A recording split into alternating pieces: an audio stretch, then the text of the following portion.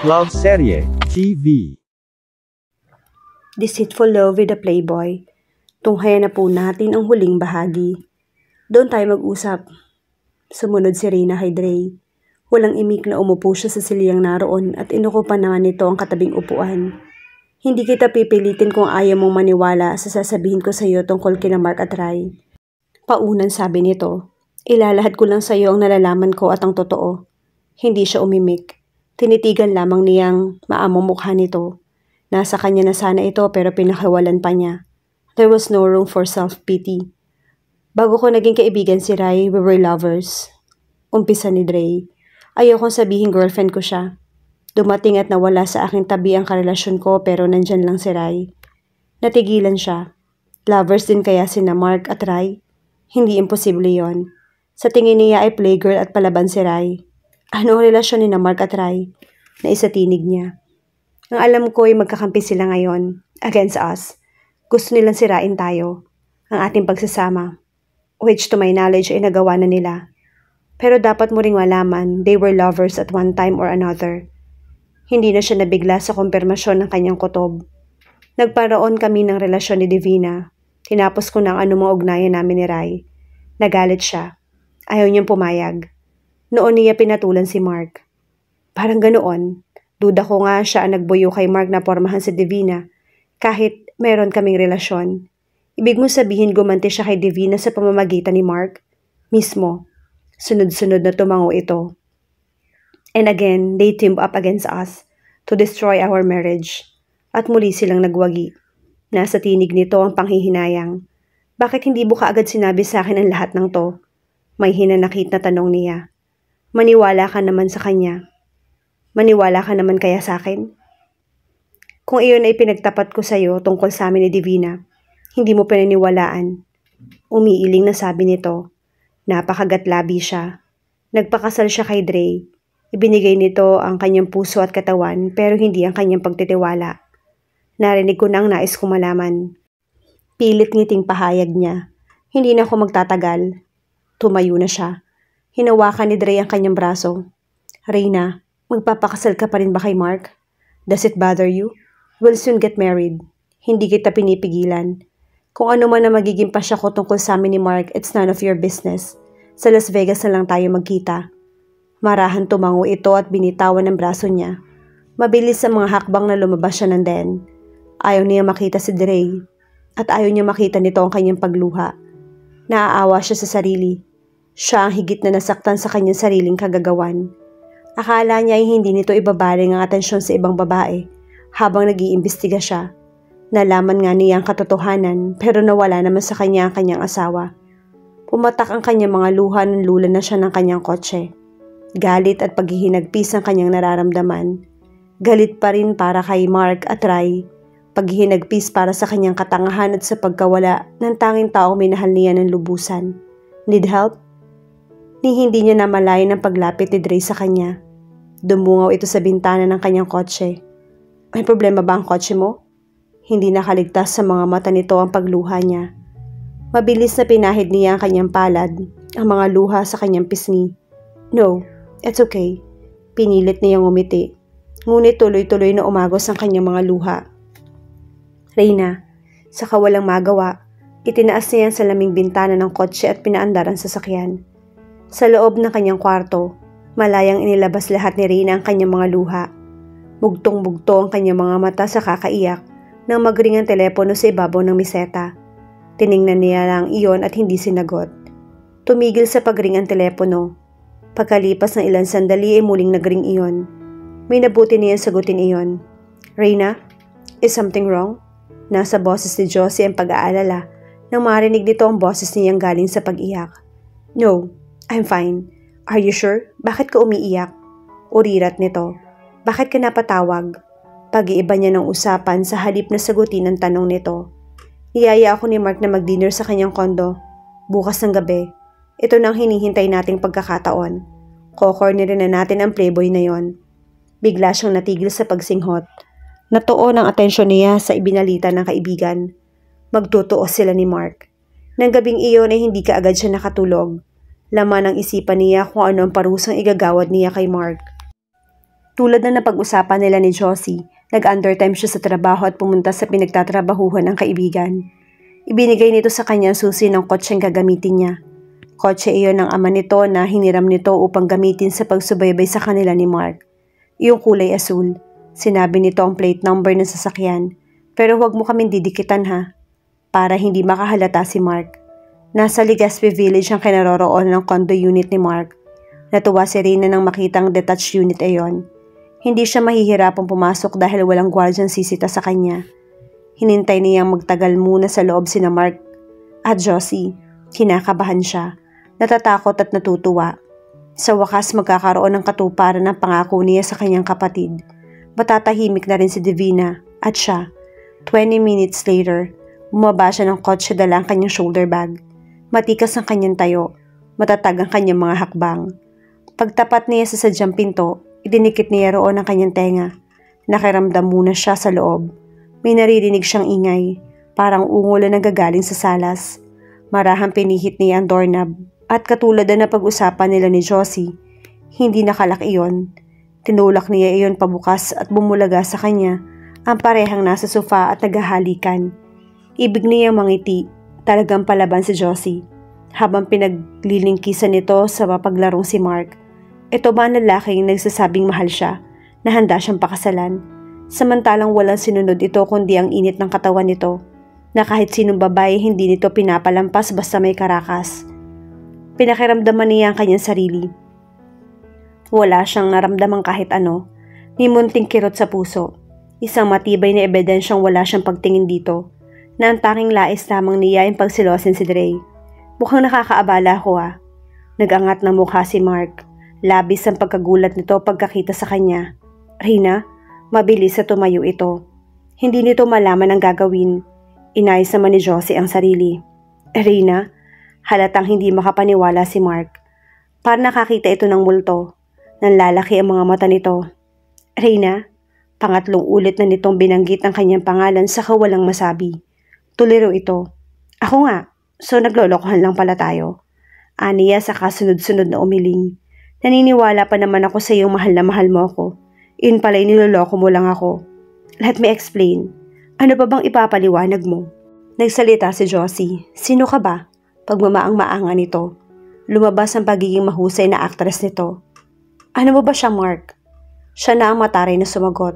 Girlfriend niya at niyaya niya magpakasal. Girlfriend ka rin ba niya? Biglang tumayo si Josie. Binigyan nito na mag-asawang sampal si Mark. Hayop ka. Maluloko. Nagalit-galitan ito. Dinuro-duro pa nito ang binata. Mula sa shoulder bag, inilabas niya ang dalang baril. Itinutok niya iyon sa nabiglang lalaki. Nanlaki ang mga mata ni Josie. Wala kasi sa plano nilang babarilin niya si Mark. Kumalat ang dugo sa mukha ng kanyang kaibigan. Ganon din ang mukha ni Mark. May itatanong ako sa'yo, pero huwag ka magkakamali ng sagot. Kung hindi, ay hindi ako nangingiming patayin ka. Puno ng determinasyong pahayag niya. Sino nakabuntis kay Divina? Nasa gatilyo ng baril ang kanyang daliri. Napanganga si Mark. Madali lang kalabitin ang gatilyo. Babala niya habang hinihintay ang pagtugon nito.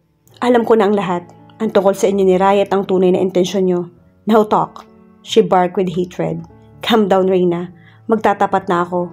Itinaas pa nito ang mga kamay. Sa nanginginig na boses ay nagsalita ito. Baka na nilay ang lahat. Hindi niya matanggap ang pag-iwan sa kanya ni Dre in favor of your sister Divina. Napakagatlabi siya. Lumilinaw na ang lahat sa kanya. Siya ang nag-utos sa akin pormahan si Divina. Pero ang tungkol sa atin, wala nag-utos sa akin.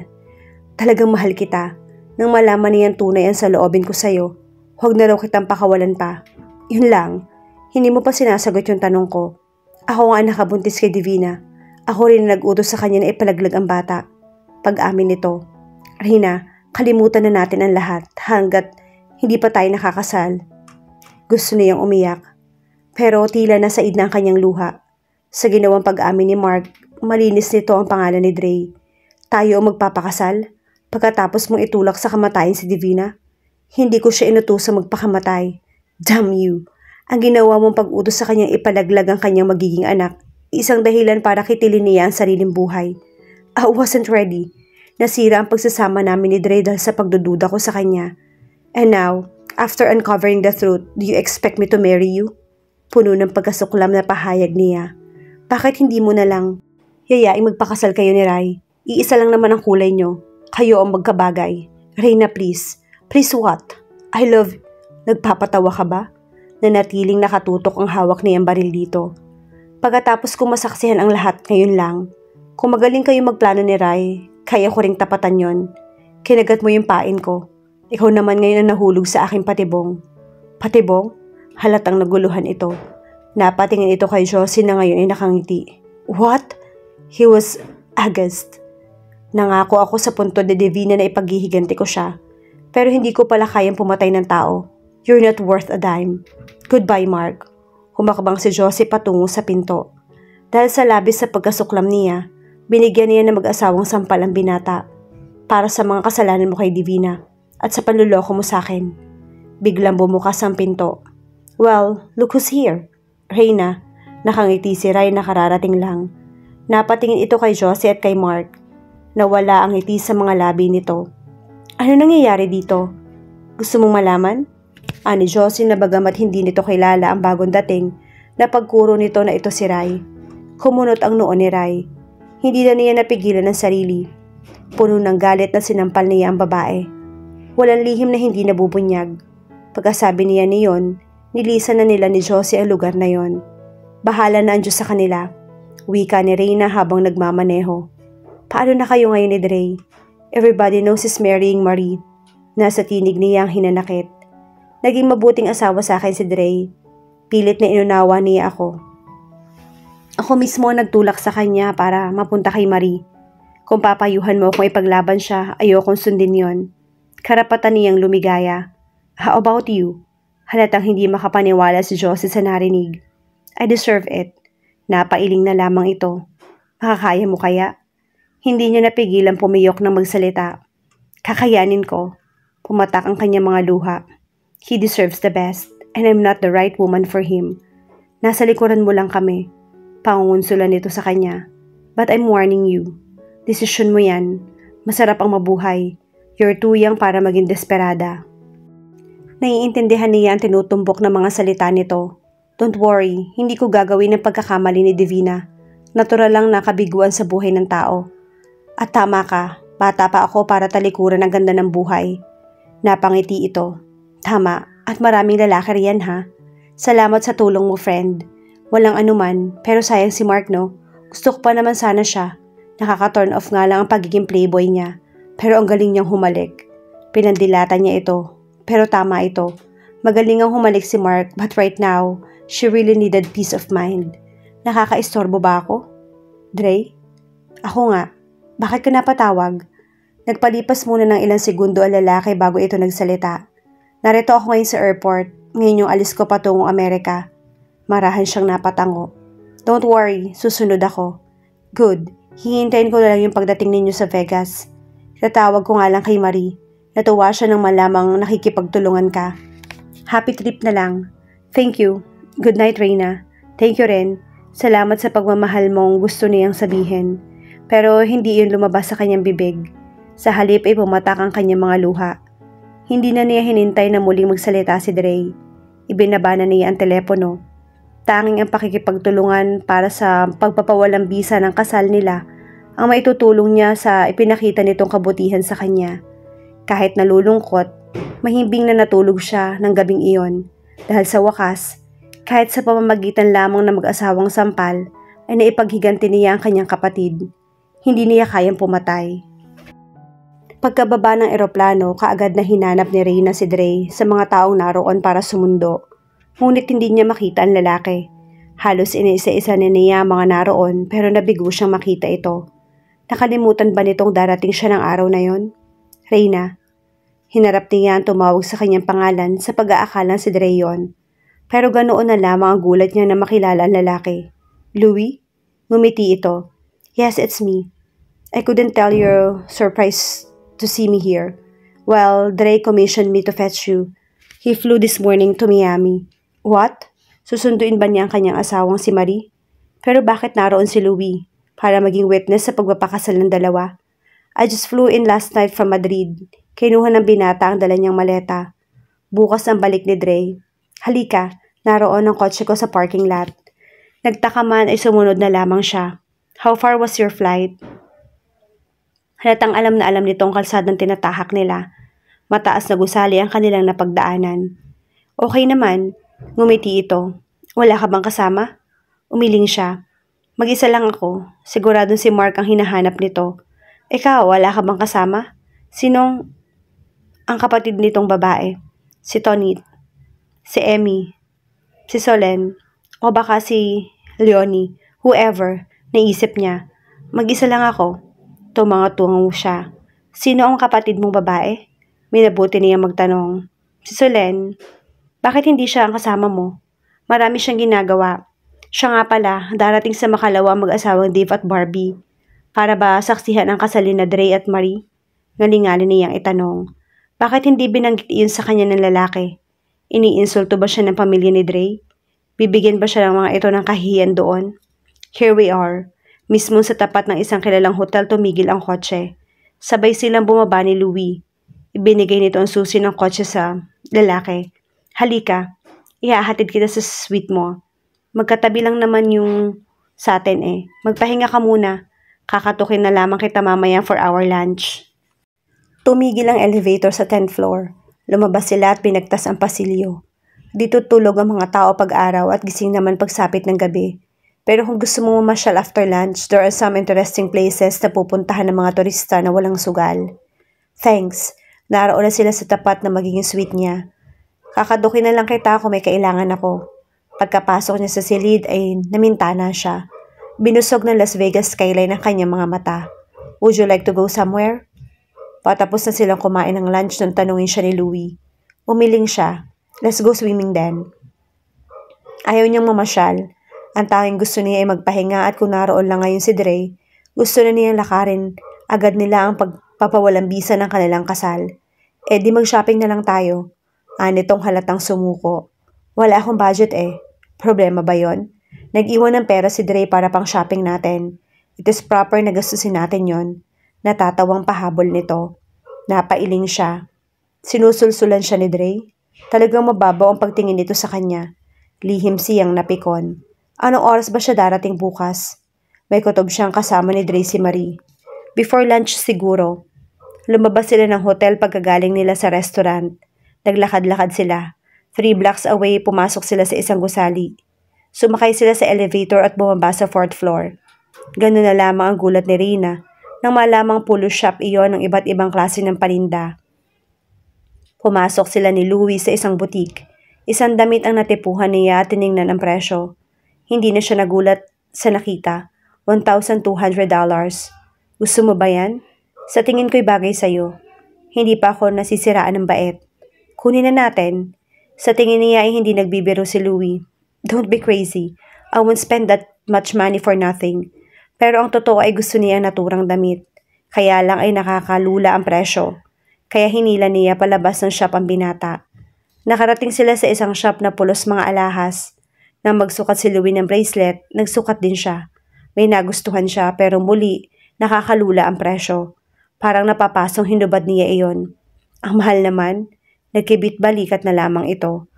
Naubos ang kanilang maghapon na wala silang nabili. Bumalik sila sa hotel para magpalit ng damit.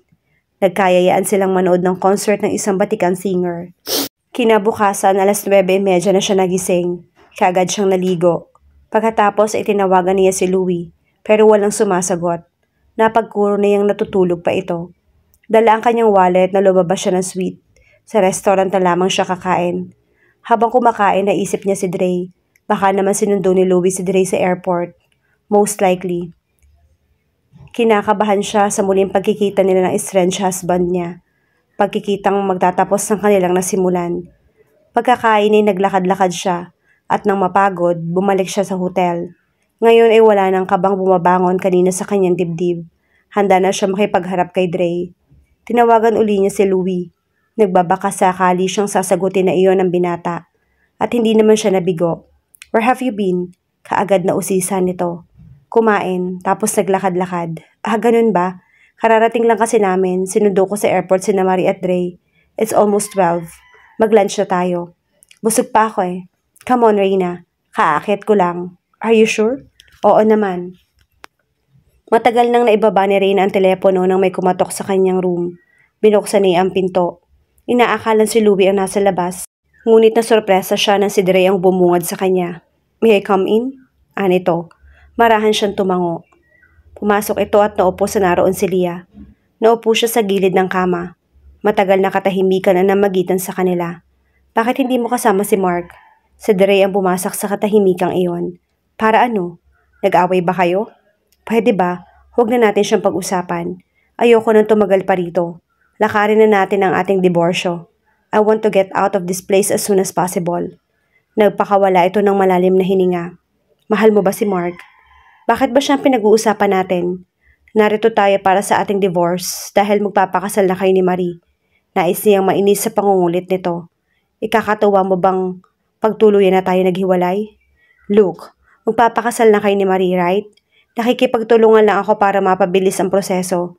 You want a divorce? Hindi ko ipagkakait sa'yo yon. Tumayo ito mula sa kinauupong si Leah at lumapit sa kinaroroonan niya.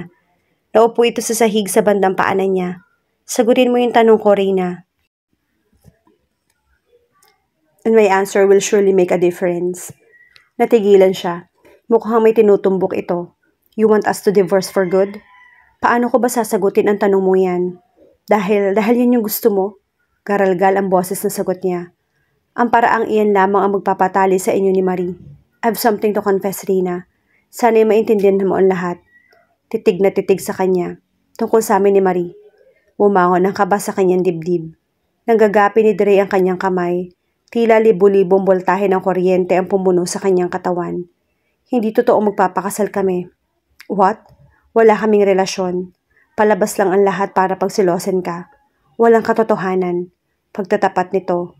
But she relinquished her crown to somebody else. Magpapakasal daw siya. Ikaw lang naman ang naliling sa kanya.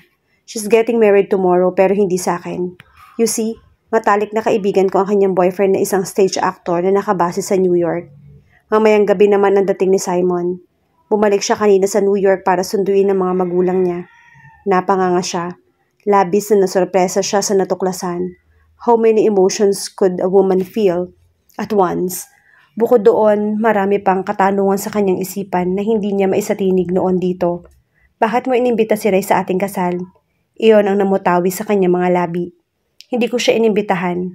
Bakit ko naman gagawin yun gayong alam kong siya ang prime mover ng pagkakawasak na magandang pagtitingin na namin ni Divina noon. Sa pagkakaalam ko, nakisabit lang siya sa isang legitimate guest. Bakit pumunta kayo ni Marie sa birthday party niya? Umiling ito. Inimbitahan ni Ray si Marie. Hindi naman talaga sila magkaibigan. Magkakilala lang. Siyempre, balita na noon ang tungkol sa amin ni Marie. And of course, with her weak mind, plano rin niyang isabotahe ang relasyon namin. Nakita ko naghahalikan kayo ni Marie. May panunumbat ang kanyang boses. Paanong palabas lamang ang lahat? Kailangan gawin yun para maging convincing ang palabas. Di ba't nakipaghalikan ka rin kay Mark? Iyon ang una at huling halik niya sa akin. Walang namagitang sexual sa kanila ni Mark. Nang gabing halikan siya nito, muntik na siyang matangay, pero nanaigang pagmamahal niya sa kanyang asawa. Ikinuwento niya ang tungkol sa ginawa nila ni Josie kay Mark.